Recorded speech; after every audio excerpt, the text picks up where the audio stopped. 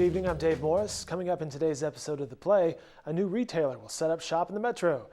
Kendrick Perkins offers some opinions on the Thunder season, and there's a chance of storms in the forecast.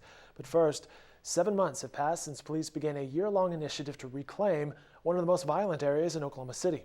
And authorities say they are already noticing a difference. Officers have been working closely with residents in northwest Oklahoma City. What they've been doing is they've increased overtime patrol officer shifts to just keep an eye on the areas more and walk these apartment complexes, making sure they're safe. Any suspicious activity, they check it out. They also go door to door to these apartment complexes, talking to tenants and making sure they're aware that, hey, we have more officers now. Calling 911 will actually be useful, and they highly encourage any suspicious activity. They take care of it. Thanks, Kyle. Federal prosecutors have indicted Oklahoma-based Icon Telecom, along with 2 individuals, alleging they defrauded the federal Lifeline phone program for low-income residents out of millions of dollars. It's a story business reporter Paul Monies has been following for some time. The federal Lifeline program behind the scenes works to reimburse telephone companies that provide these Lifeline service and phones to the low-income households. Basically how it works is that the companies apply each month for reimbursement rates from the federal government. Now, we all pay some of these fees for these Lifeline programs because it's an extra charge on your phone bill. So in some respects, all these consumers are paying for this Lifeline fund. Oklahoma City will have a new wildlife and outdoor store next year.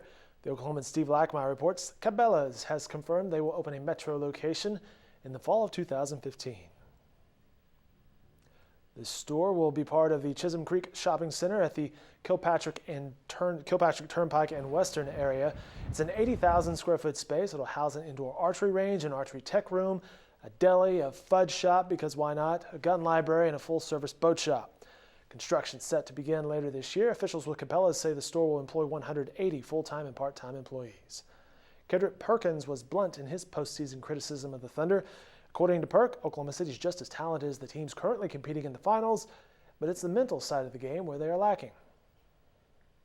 What are some of the things mentally you think this team needs to do better to get over the hump? Well, I think one is that going into next year, I think we got to do a better job of valuing the ball possession. Thought last night turnovers is what cost us the game. I thought our defense, we got more than enough stops. Even when we went with the small lineup, yeah, they hit some buckets every now and then with guys on the block, and because we switched on the pick and roll. But it was times that we came up with the ball and got stops that we came down and had wasted offensive possessions.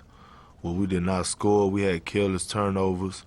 I mean, like turnovers that wasn't really even forced, just careless turnovers against San Antonio.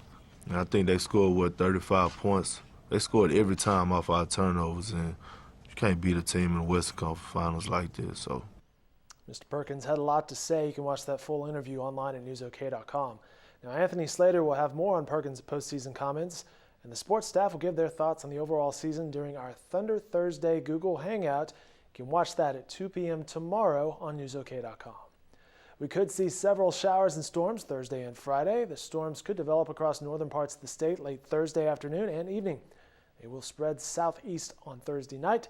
Severe weather is possible with large hail and damaging wind gusts as the main threats.